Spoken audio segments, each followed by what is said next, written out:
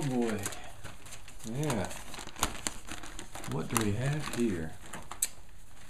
So anyway, earlier this week I was checking out the New York Times because they give it away at school because nobody else would pay for it.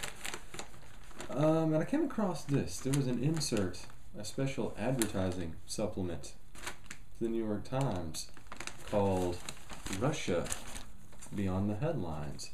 Now, a couple of months ago, there was a very similar supplement released in the New York Times from China Daily, I believe, which was a state-run newspaper in communist, godless China. And this is actually a newspaper called the Russian Gazette. Actually, it's not really called Russian Gazette. It's called Russian whatever. Russian something for Russian Gazette. And it's also a state-run newspaper, which is supposedly a democratic, free market-loving federation, which we all know is not true because we saw the documentary Red Dawn from 1984. We haven't forgiven them for invading Wyoming. So anyway, I'm kind of looking at it, and I've talked about new business models for journalism, trying to find new revenue systems. And I got to give it up to the New York Times. This is a pretty ingenious way of doing it. You want to make money, you want to turn a profit. You actually give newspaper space in your publication to other newspapers. It's really a fantastic idea. I never would have thought it in a million years because I have integrity and I have a soul, but apparently New York Times are leading the curve here. So anyway, as far as state-run Russian media, what do you get? I mean, Russia Today, admittedly, is a pretty good program. Not the most reliable source in the world, but better than most American services. But as far as the newspaper offering goes, these guys need some work on their propaganda. I have to say, this is pretty disappointing. I think the China Daily insert from several months ago was a far better form of state-run nonsense. Let's kind of give you kind of a run through here of what we have.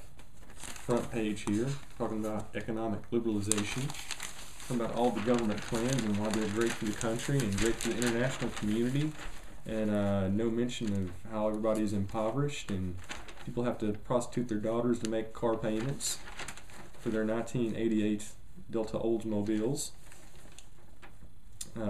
Prized possession, by the way, in Moscow. We got some stuff about vote monitoring. It's always a great sign of democracy when you have like a state-run statement talking about how this time we're actually going to count the votes. Yeah, that would never happen in America. Not at all. My favorite thing so far in the paper has been this segment right here. Can you see it? Where they're kind of criticizing Vladimir Putin, but actually using what I know about state-run propaganda, they're not actually criticizing him. They're actually doing something very, very ingenious here. As you'll see here, get a look at that, if you can, saying that politicians are at odds with Russian society's values. And basically kind of goes on to smear Putin for a pretty good couple of paragraphs here, saying that, they don't think Putin has all these qualities. But here's the thing. Here's what newspapers know. You don't actually read the articles. So what they're trying to do is they're trying to actually express sort of a state idea through visuals. I mean, technically, yeah, if you read the article, they're slamming the guy. But if you're just scamming it, like, people reading the New York Times did when this was released, here's what you're looking at. You'll see this where it says an ideal government and how the candidates stack up. You have like all these candidates. You got Putin, you got Zyuganov, you got Zhirinovsky, Mironov, Zangief, Ivan Drago, he's in there somewhere. You'll see right there, look at this very carefully. Here's what they're doing. This is classic propaganda techniques. You'll see these two colors here, pink and blue. Over here, it's a totally different diagram showing their support based on the political parties. They don't have Democrats and Republicans, they have Vitsium, Levada. It's kind of the same idea.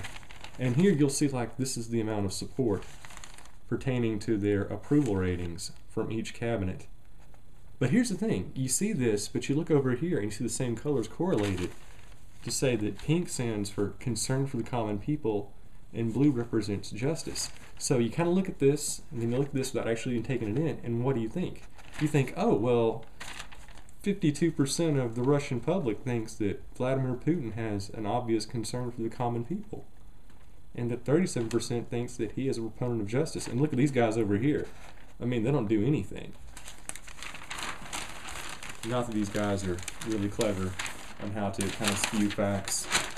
It's really great misappropriation of knowledge in fact. It's all visual. So you learn these things. When you go to a state university, it's not that good. You learn these things. So anyway, we got a couple of common interest stuffs here. Stuff about theaters, Russian cinema, no mention of philosophy in the house, so I'm disappointed. We've got this great community college style feature right here, talking about products for adventure. Nobody cares. We got some other stuff over here. There's at least one other thing I want to show you before the day's over. Here we go. Russia needs foreign investments.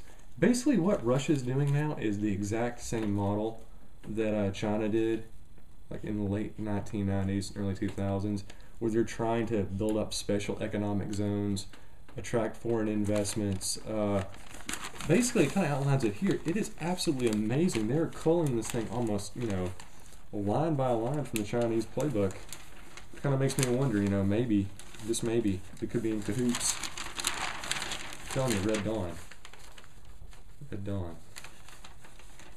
So we're talking about investor banking and sort of the subsidization of economic zones. You got industrial zones and innovation zones in Moscow, and tourism and recreation. There's a segment here on investor banking. And of course we've got the op-ed where we talk about how SOPA is not good because Russians obviously don't pirate anything. And some stuff about how business and politics do not mix, and something about the space program, and a bunch of other stuff. It's just a bunch of propaganda to get us to let our guard down and think that Russians are okay and they're not actually being secretly controlled by Vladimir Putin.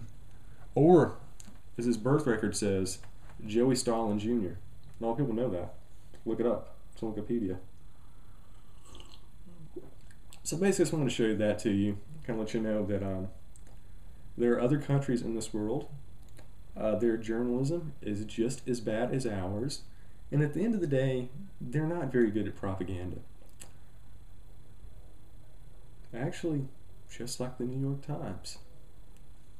Happy Valentine's Day, folks.